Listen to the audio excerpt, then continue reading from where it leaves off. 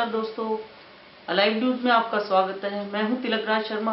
आज शिक्षा चर्चा कार्यक्रम में हमारे साथ senior Shri Ram model school की डायरेक्टर डॉक्टर अमृता जी हमारे साथ हैं, जो बताएंगी शिक्षा में क्या सुधार की दरकार है। अमृता जी, आपका शिक्षा चर्चा कार्यक्रम में स्वागत है। स्कूलों में सुरक्षा को लेकर शिक्षा निदेशालय, माननीय न्यायालय भी आदेश दे चुका है कि सभी स्कूलों में, चाहे वो सरकारी हो निजी हो, सभी में सुरक्षा को लेकर काफी इंतजाम को लेकर प्रशासन भी सक्रिय है और आप लोग भी इसमें सक्रिय है। तो बाकी स्कूलों में भी अभी शिक्षा को हम देख पा रहे हैं कि शिक्षा के संस्थानों में सुरक्षा को लेकर अभी भी कुछ निजी स्कूल और सरकारी स्कूलों की तो बात छोड़ ही दो, सुरक्षा को लेकर अभी भी जागरूक नहीं है। तो क्या कहना चाहेंगे इसमें? सर, सबसे पहले तो एजुकेशन को वैल्यू बेस्ड एजुकेशन से कनेक्ट करा जाए।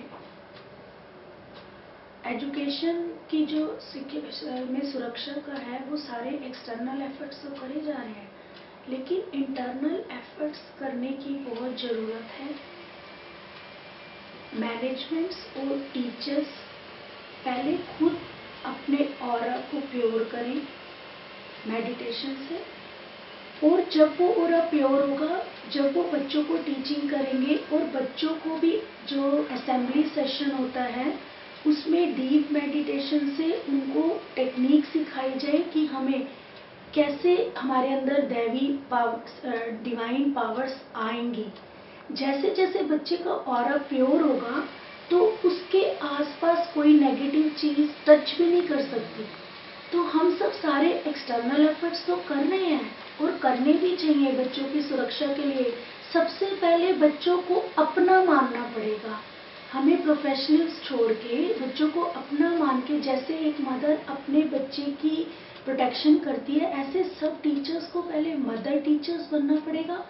जब मदर टीचर बन गई ना, फिर तो इनसिक्योरिटी का सवाल ही पैदा नहीं होता। और दूसरा इंटरनल एफर्ट्स ये है कि बच्चे को प्योर ऑरा की टेक्निक सिखाई जाए, मेडिटेशन सिखाई जाए, ताकि बच्चा जहाँ भी होगा उसको हमेशा गॉड प्रोटेक्ट करेंगे। हर जगह टीचर्स और पेरेंट्स नहीं रह सकते। बच्चे का अपना इंटरनल इतना स्ट्रांग होगा कि वो अपने आप को प्रोटेक्ट कर पाएगा। तो हम बच्चों को इंटरनली और एक्सटर्नली स्ट्रांग बनना सिखाएं। अभी देखो, आप निजी स्कूल और अभिभावकों की आपने बात कही कि सुरक्षा को लेके वो लोग खुद जागरूक हों, उन बच्चों को जागरूक करें, उनका साथ दें। लेकिन कहीं ना कहीं हमारा प्रशासन है, हमारा जो सिस्टम है, जैसे अभी शीतकालीन अवकाश है, मौसम ठीक है, उसके बावजूद भी जो ये छुट्टियां दी हुई है, ये शिक्षा के जो अभी पीक आवर चल रहा है बच्चों का एग्जाम का, और इन्होंने अभी छुट्टियों के आदेश दे दिए हैं सभी स्कूलों को, तो ये कहाँ तक ठीक है? सर, हम प्रशासन को 100% ब्लेम नहीं कर सकते, क्योंकि अगर हम सुबह का 11 बजे तक का टेम्परेचर देखें तो इट इज़ टू लो, तो उससे बच्चों की हेल्थ इफेक्टेड हो सकती है। तो सारे पॉलिटिकल एग्जीक्यूटिव और परमानेंट एग्जीक्यूटिव से मेरी रिक्वेस्ट है कि 1 to 8 चाहे छुट्टी हो भी जाए, लेकिन 9 to 12 के लिए 12 से 4 या 12 से 5 लगाने की परमिशन दी जाए, ताकि हम गवर्नमेंट का आदेश भी मान सके और बच्चों का भी लॉस ना हो, दोनों पक्ष पूरे कर सके। अभी आपने कहा राजनीति को लेके, तो स्कूलों में, निजी स्कूलों में जब एडमिशन का समय शुरू होता है तो राजनीतिक दबाव को किस तरह देखते हैं आप लोग? सर, इस पर मैं कुछ कहना नहीं चाहूँगी। अगर कोई मैनेजमेंट खुद ही स्ट्रांग है और वो अपने पेरेंट्स की बहुत रिस्पेक्ट करती है, पेरेंट्स और मैनेजमेंट के रिलेशन बहुत अच्छे हैं, तो वो अपने लेवल पे सॉर्ट आउट कर सकते हैं। ये कोई बहुत बड़े मैटर नहीं है। अगर हमें देखना है कि अगर किसी की सच में प्रॉब्लम है तो उसे सॉल्व, क्योंकि पेरेंट्स का स्कूल है, पेरेंट्स के पैसों से चल रहा है, तो हमें उनके इमोशंस का ध्यान रखना बहुत ज़रूरी है।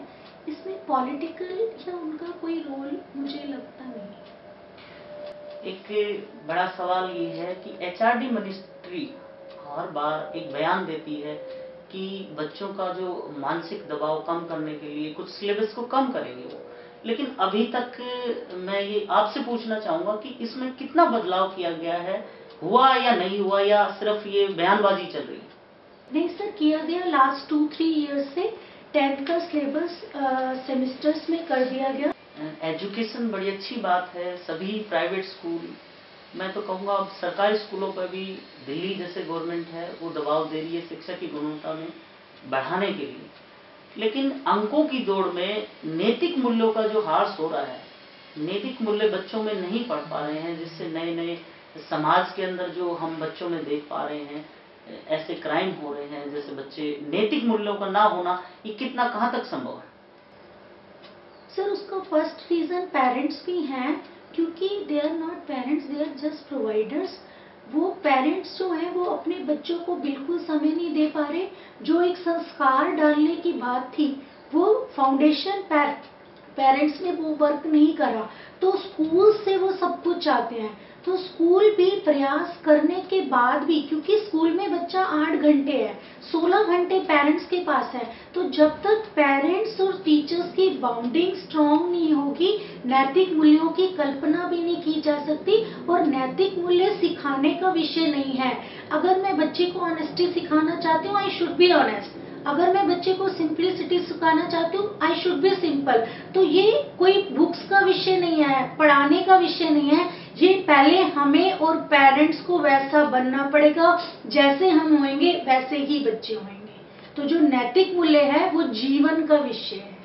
तो जीवन हमें पहले अपने बड़ों को खुद परिवर्तन करना पड़ेगा। हम जो मॉडर्नाइजेशन की दौड़ में भागते जा रहे हैं, पैसों की दौड़ में भागते जा रहे हैं, तभी भी बच्चे भी एक मार्क्स मार्क्स मार्क्स एकदम मैकेनिज्म हो गया, मशीनी युग की तरह मशीन बना दिया बच्चों को भी। क्योंकि ना तो पेरेंट्स को जीने की प्रॉपर कला थी, ना वो बच्चों में डाल पा रहे हैं, ना टीचर्स के पास प्रॉपर जीने की कला थी, ना वो बच्चों में डाल। शिक्षा विभाग की तरफ से 134A निजी स्कूलों के लिए जो ये प्रावधान किया हुआ है गरीब बच्चों के लिए, तो इसमें कहां तक वो लाभार्थी, सही लाभार्थियों को लाभ मिल पा रहा है क्या? सर जहाँ तक हम कंसर्न है, हमारी कोशिश होती है कि पुअर स्टूडेंट्स की हेल्प करी जाए, लेकिन कई बार पुअर स्टूडेंट्स भी बहुत ज़्यादा भावों को डिस्टर्ब कर देते हैं, क्योंकि स्कूल में उसने फीस माफ़ करवा ली, लेकिन बाहर उसके पास स्कूटी भी है और मोबाइल भी है। तो इसमें इस समय हम लोग धर्म संकट में फंस जाते हैं कि क्या किसी की हेल्प करनी भी चाहिए कि नहीं। तो इसके लिए केवल स्कूल मैनेजमेंट को दोषी नहीं ठहराना चाहिए, कहीं ना कहीं जो रियल में गरीब नहीं भी हैं, तो लेकिन उन्होंने स्कूल में दिखा दिया, मतलब जो ग्रीन कार्ड या जो येलो कार्ड दिखा दिया और डीसी ऑफिस से भी लिखवा के ले आए, तो स्कूल वाले पे प्रेशर है कि फीस माफ करनी है, लेकिन जब रियल उसकी चेकिंग करवाई गई तो उनको नीड ही नहीं थी। तो ये एक बहुत धर्म संकट का विषय है और स्कूल्स को थोड़ी सी छूट देनी चाहिए, ताकि ये ना हो कि स्कूल्स अपने खर्चे भी ना निकाल पाए और स्कूल पे अननेसेसरी दबाव आ जाए। ऐसे बच्चों की एप्लीकेशन आई डी ऑफिस से, जो बच्चा अपने नेम की स्पेलिंग और एक इंग्लिश का सेंटेंस भी नहीं लिख पा रहा और उससे बोला जा रहा है सीबीएसई के 11th के इंग्लिश मीडियम स्कूल में एडमिशन दे दो, तो ये पॉसिबल ही नहीं है। टीचर उसको 11th का सिलेबस पढ़ा। तो इस मामले में एजुकेशन को अगर कोई किसी बच्चे को प्रमोट भी कर रहे हैं तो उसका बिल्कुल अच्छे तरीके से टेस्ट लेके फिर भेजा जाए, ताकि जो प्राइवेट स्कूल्स हैं उनको प्रॉब्लम ना आए। अभी आपने पुअर बच्चे की एजुकेशन की बात की, आपके स्कूलों में आपके बच्चों के साथ वो नहीं चल पाते, तो एक राइट टू एजुकेशन जो हमारी सरकार ने, गवर्नमेंट ने दिया हुआ है कि राइट टू एजुकेशन में एक बच्चे को जब एज के हिसाब से एडमिशन किया जाता है, तो इस राइट टू एजुकेशन में कितना बदलाव होना चाहिए? नहीं, फिर प्राइवेट स्कूलों को उन्हें यूकेजी से हैंडओवर कर दिया जाए, ताकि जब फाउंडेशन बनाना है तो प्राइवेट स्कूल अच्छे से बनाएंगे।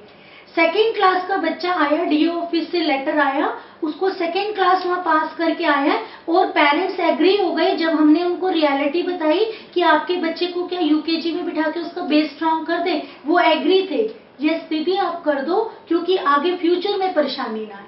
तो अगर कोई बच्चे को प्रमोट कर भी रही है गवर्नमेंट, तो हमें यूकेजी फर्स्ट क्लासेस में हैंडओवर किया जाए, ताकि हम ऑनेस्टली उसको कुछ बना पाए। क्योंकि अगर बीच की क्लासों में 7th 8th में 9th या 11th में आते हैं तो हम कुछ नहीं कर पा रहे, वो जस्ट फॉर्मेलिटी पूरी कर रहे होते हैं। सरकारी स्कूलों की जो मनोदशा है हरियाणा में, देखो अभी एक स्टेट ने अपने स्कूलों को सुधारने की पूरी कोशिश की है। मैं ये नहीं कहूँगा कि मैंने सर्वे किया है उन पर, लेकिन जो मीडिया से खबरें आ रही हैं कि दिल्ली गवर्नमेंट ने स्कूलों की दशा सुधारने के लिए बहुत काम किया है। क्या हरियाणा में ऐसा संभव हो सकता है, और ऐसे क्या टिप्स हैं जिससे सरकारी स्कूलों की जो हालात हैं, शिक्षा की गुणवत्ता है, जो उनके हालात हैं, वो सुधारे जा सकते हैं? सर बिल्कुल संभव हो सकता है, और उसके लिए अपने कुछ मिनिस्टर प्रयास भी कर रहे हैं। इंडस्ट्रीज ने वो कुछ स्कूल टेक ओवर किए हैं गवर्नमेंट के, उसमें सारे इनिशियल इनपुट्स लगाए हैं।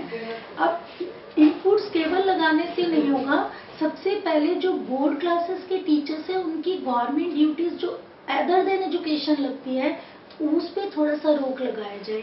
और दूसरा, टीचर्स थोड़े से गवर्नमेंट टीचर्स हेल्पलेस कहाँ हो जाते हैं कि उन्होंने अगर ऑनेस्टली स्कूल में पढ़ाया भी है लेकिन घर पे बच्चे को कोई देखने वाला नहीं है और घर पे एजुकेशन का वातावरण नहीं है, तो फिर रिजल्ट देना संभव नहीं होता। तो हम पूरी तरह केवल सरकार या केवल एजुकेशन सिस्टम को ब्लेम नहीं कर सकते, ये सबका कोऑर्डिनेशन है, उससे एकेडमिक एनवायरनमेंट बनेगा। तो अगर प्राइवेट स्कूल्स का रिजल्ट्स और एकेडमिक एनवायरनमेंट गुड होने का रीजन, एक कारण पेरेंट्स भी साथ देते हैं। तो अगर पेरेंट्स ने साथ नहीं दिया, और दूसरा बोर्ड एग्जाम से पहले रेगुलर टीचर्स की ड्यूटी लग गई गवर्नमेंट के कामों में, वो अपना सिलेबस कंप्लीट कराएंगे। तो इन थोड़े से विषयों पे ध्यान देना जरूरी है कि एक दो सरप्लस टीचर हों, कि अगर किसी की ड्यूटी लग भी जाती है तो पीछे क्लासेस का लॉस नहीं हो रहा है। लेकिन अभी ऐसा है कि शायद टीचर्स ही शॉर्ट हैं, तो जब टीचर्स ही शॉर्ट है, जब बच्चे का सिलेबस ही कंप्लीट नहीं हुआ तो रिवाइज कब होगा।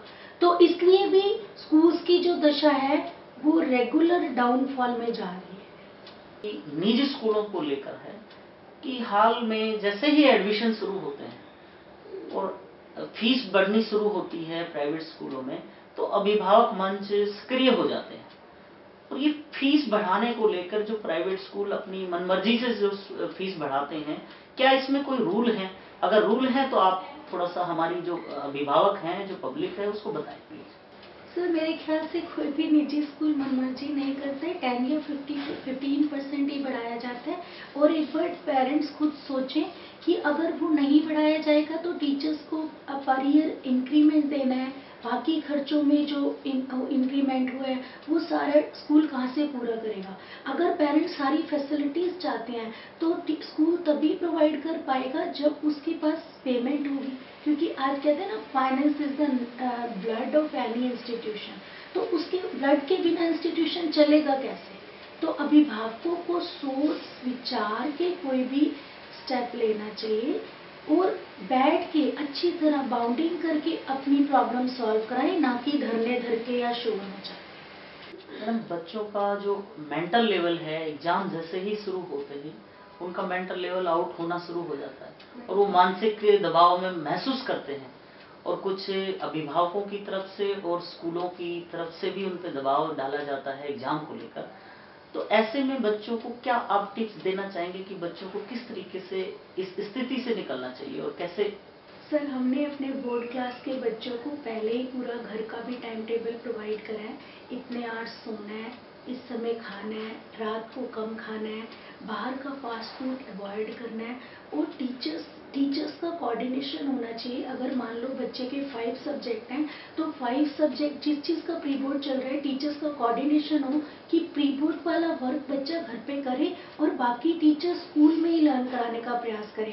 जब बच्चे को पता है कि घर पे 1, 2 या 2 सब्जेक्ट करने हैं तो वो प्रेशर नहीं लेगा। प्रेशर कब लिया बच्चे ने, जब पांचों के पांचों टीचर्स ने होमवर्क दे दिया और बच्चे के पास उतने घंटे भी नहीं है उसको कंप्लीट करने के लिए, तो डेफिनेटली वो प्रेशर में आएगा। तो जो टीचर्स बच्चे को पढ़ा रहे हैं उनका कोऑर्डिनेशन होना बहुत जरूरी है, ताकि एक टीचर को पता हो कि अकाउंट्स के टीचर ने अगर आज 2 या 3 क्वेश्चन पेपर सॉल्व करने के लिए दिए हैं, इको की टीचर ने दिए हैं, तो बाकी रेस्ट ऑफ 3 टीचर्स जो है वो नेक्स्ट डे दे दे। वीक वाइज बच्चों का शेड्यूल डिवाइड हो। ये इस बात पे बहुत ज़्यादा वर्क करने की ज़रूरत है, क्योंकि अगर हम बच्चे की हेल्थ का ध्यान नहीं रखेंगे, कहते हैं healthy minds leave in a healthy body. तो प्रेशर आए ही तब है जब बच्चे ने प्रॉपर रेस्ट नहीं करा, ब्रेन जब एकदम हीटअप हो गया। तो अगर बच्चा दिन में भी और रात में भी प्रॉपर रेस्ट करता है, उसकी बैलेंस डाइट है, तो वो कभी भी प्रेशर फील नहीं करेगा। और कम से कम 10-15 मिनट बच्चों को रोज मेडिटेशन के थ्रू प्रेशर को रिलीज करने की टेक्निक सिखाई जाए, ताकि बच्चे का मन इतना कूल रहेगा कि वो प्रेशर फील ही नहीं करेगा। डॉक्टर अमृता ने अभी आपने सुना सभी शिक्षा से जुड़े विषयों पर बात की, और मुझे जहां तक लग रहा है कि बच्चों से रिलेटेड और अभिभावक से रिलेटेड सभी बातें शिक्षा में सुधार को लेकर, चाहे वो प्रशासन से संबंधित हो, उन्होंने सभी बात बड़ी अच्छी आसानी से हमारे सामने क्लियर की है कि एजुकेशन में सुधार को लेकर सभी, चाहे वो प्रशासन हो, चाहे वो सरकार हो, चाहे वो अभिभावक हो, चाहे वो स्कूल हो, शिक्षा के सुधार के लिए नैतिक मूल्यों का होना बहुत जरूरी है। अगले कार्यक्रम में फिर किसी शिक्षाविद के साथ हम आप लोगों के सामने पेश होंगे। नमस्कार।